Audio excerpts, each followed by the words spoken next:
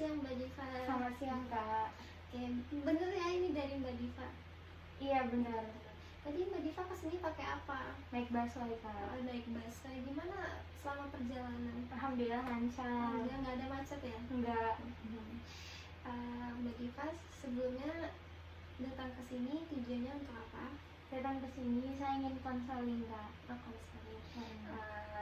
Baik Mbak Diva, terima kasih banyak ya sudah jauh-jauh datang ke sini untuk sesi konseling, sudah mempercayai saya untuk mendengar ceritanya Mbak Diva.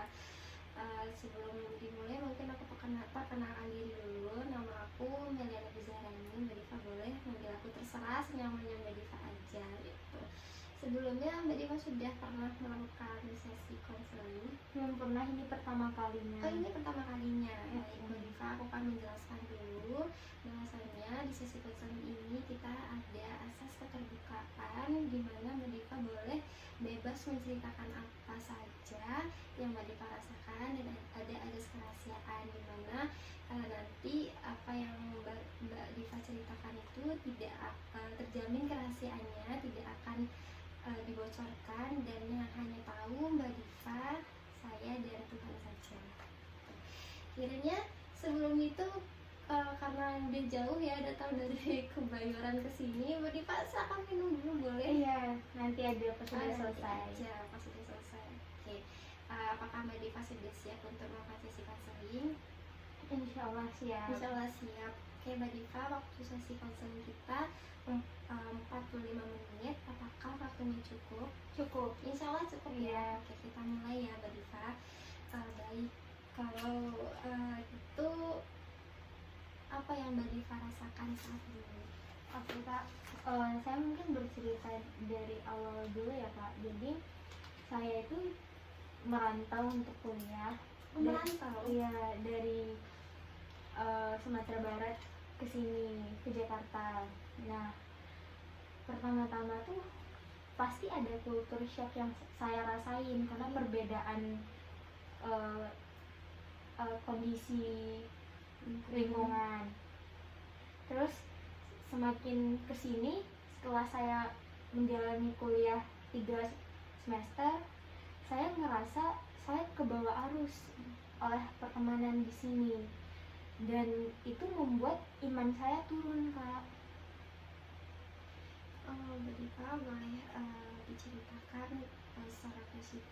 secara spesifiknya kebawa arusnya seperti apa? Kebawa arusnya, nah dulu saya itu mondok.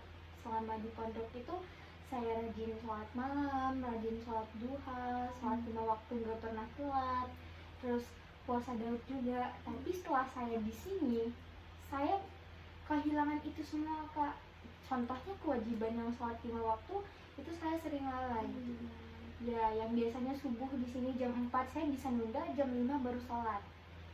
Nah, dan biasanya yang saya sholat duha, tahajud, sekarang udah jarang banget saya melakukan itu. Nah, terus malah kalau puasa sunnah itu bisa dihitung Kak sama di sini. Dan satu lagi, apalagi pertemanan saya ini tuh yang udah benar-benar toksik. Ya, nah teman saya ini banyak kan, dan saya sendiri. Saya nggak bisa ngajak teman saya yang banyak ini Kak. Dan saya yang jadinya ikut ke mereka. Tapi hubungan kamu sama teman kamu gimana? Teman saya sama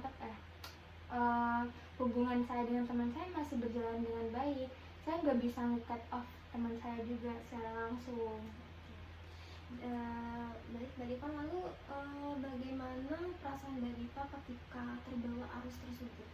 Perasaan saya tentunya sedih sih Kak, kayak kok saya udah sejauh ini ya gitu. Sejauh ini buat apa itu terlalu jauh ngikutin mereka kan? Iya. Karena kamu tuh sudah, maksudnya itu kan Mbak Diva udah tahu sudah terlalu jauh gitu ya. Terus bagaimana cara Mbak Diva untuk mengatasinya? Cara saya untuk mengatasinya, saya sekarang mulai membatasi diri Kak dengan mereka. Dan saya nggak bisa ninggalin mereka, jadi saya sendiri yang harus menjaga diri saya, membentengi diri saya. Tadi Mbak Diva sudah membatasi pertemanan juga ya. Lalu bagaimana perasaan Mbak Diva ketika sekarang kan suka banget ya menunaikan sholat Terus bagaimana perasaan Mbak Diva? Ketika saya melalaikan sholat itu saya sadar Kak, dan ada perasaan gelisah. Tapi untuk ketika azan, untuk azan terus ngambil wudhu sholat tepat waktu itu rasanya berat, tapi ada kegelisahan di dalam diri ini. Kegelisahan ya. Hmm. Oke. Dok, sekarang bagaimana cara Mbak Diva untuk mengubah perilaku Mbak Diva yang suka melalaikan sholat, suka maksudnya itu banyak terbawa arus oleh teman? Sepertinya saya butuh kayak jadwal sholat gitu. jadwal sholat gitu ya Kak, kayak jurnal buku yang bisa jurnal buku yang bisa membuat Mbak Diva itu tergerakkan Iya. untuk oke gitu. Ada lagi yang mau Mbak Diva ceritakan? Satu lagi sih Kak, jadi selama saya di perantauan ini kadang saya merasa sedih karena kok kehidupan saya kayak gini terus ya. Terus saya merasa Tuhan ini tuh nggak adil, kenapa nih saya sholat kan Kak, tapi saya ngerasa doa saya tuh nggak ada jawaban. Iya. Oke. Sebelumnya saya ingin tahu, sebelum tidur aktivitas apa yang biasanya Mbak Diva lakukan? Sebelum tidur itu saya main HP dulu tuh beberapa menit. Nah habis itu saya sholat witir 1 rakaat, tapi saya udah sholat malam sebelum tidur juga, tapi saya nggak nemuin jawaban. Jadi saya mikir kemana doa saya ini gitu loh. Oke. Mbak Diva, ada lagi yang mau diceritakan? Udah.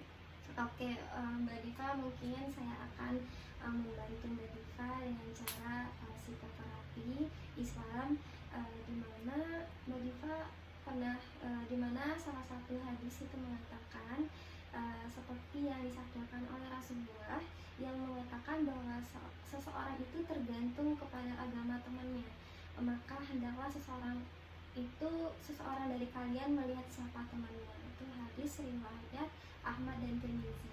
Jadi Mbak Diva, teman itu sangat bergantung kepada kita ya. Perilaku teman itu sangat berpengaruh kepada kita. Lingkungan itu sangat berpengaruh terhadap perkembangan kita. Dan Mbak Diva tuh pernah dengar pepatah kuno nggak sih yang mengatakan jika kita berteman dengan penjual parfum maka kita kebawa wanginya. Iya. Maka sebaliknya jika kita berteman dengan orang yang penjual ikan maka kita akan kebawa amisnya. Mbak Diva, lingkungan itu sangat berpengaruh kepada dalam proses pembentukan karakter kita. Kalau kita berada dalam lingkungan yang positif maka kita akan menjadi positif. Kalau kita dalam lingkungan yang negatif maka kita akan kebawa negatif juga, seperti itu. Maka kita harus mulailah, maksudnya kita bisa renungkan dari sekarang untuk memilih lingkungan yang lebih baik. Bukan berarti sekarang kan pertemanan Mbak Diva yang Mbak Diva katakan membawa arus yang tidak baik ya. Tinggalkan temannya, bukan berarti meninggalkan lingkungannya, seperti itu. Selanjutnya tadi Mbak Diva mengatakan kalau bahwasanya Mbak Diva itu sering melalaikan sholat. Iya. Itu sebagaimana dijelaskan dalam surat Al-Maun ayat 4-7, maka celakalah orang yang sholat gitu. Orang yang melalaikan sholat aja itu celaka, apalagi yang melalaikan sholat. Jadi mungkin dari sekarang Mbak Diva bisa berkomitmen pada Mbak Diva sendiri untuk tidak lalai lagi dalam sholat, untuk bisa bagaimana cara untuk tepat waktu untuk membiasakan diri. Ya nggak apa-apa, biarkan aja teman-teman Mbak Diva, yang penting Mbak Diva sebagai kewajiban sebagai umat muslim itu terpenuhi. Terus juga dibilang tadi bahwasanya Mbak Diva sudah melakukan sholat tahajud, bukan tahajud ya, sholat malam, sholat tahajud, tapi tidak dijabah doanya. Sekarang apakah Mbak Diva dalam berdoa itu seperti apa, tergesa-gesakah atau gimana? Ketika sholat itu pikiran saya kemana-mana Kak, dan ketika berdoa mungkin saya berdoa tapi kayak bukan kurang tulus, tapi kurang fokus gitu, kurang serius juga mungkin kurang itu ya, fokus ya. Jadi bagaimana juga dijelaskan dalam firman Allah, bagaimana Allah itu bakalan mengabulkan doa kita sedangkan kita tergesa-gesa untuk meminta kepadanya dengan juga dengan hati yang tulus. Mungkin kedepannya Mbak Diva itu berdoa itu dengan hati yang tulus dan tidak tergesa-gesa seperti itu ya. Nanti mungkin saya akan berikan satu catatan buat Mbak Diva di mana itu isinya target itu sholat, apakah hari ini sholatnya tepat waktu atau tidak, apakah ada sholat tahajud atau sholat malam, zikir, dan juga Mbak Diva di setiap malam kan tadi aktivitasnya ada sholat malam dulu, terus ada main HP, boleh ditambahkan dengan baca Al-Quran, zikir, dan Mbak Diva juga tidak ada pegangan dan tidak mudah untuk terbawa arus lingkungannya. Oke Mbak Diva. Oke Mbak Diva, dapat dengar Insya Allah sangat dapat. Gimana perasaannya Mbak Diva setelah sesi konser ini? Setelah bercerita panjang terus didengarkan oleh emang ahlinya, saya lega banget sih Kak. Lega banget ya. Oke, mungkin next time kita ketemu lagi, aku ngeliat bagaimana perkembangan kamu, apakah sholatnya tepat waktu nih, atau apakah semuanya sudah terkerjakan, terus gimana dengan pertemanan kamu. Next time kita ketemu lagi, aku ngeliat catatan kamu sudah membaik. Oke, gimana sekarang, udah happy? Udah dapet jawabannya? Sudah. Insya Allah. Mbak, terima kasih banyak. Iya, makasih banyak ya Kak Jara. Iya, sama-sama. Nanti pulang pakai apa? Pakai Gojek sih Kak. Pakai Gojek gitu, pakai Busway lagi. Capek Kak, lumayan jauh. Karena kalau pakai Gojek langsung itu ya. Iya, cepet. Sat. Terima kasih banyak ya Mbak Diva, sampai jumpa di next. Assalamualaikum.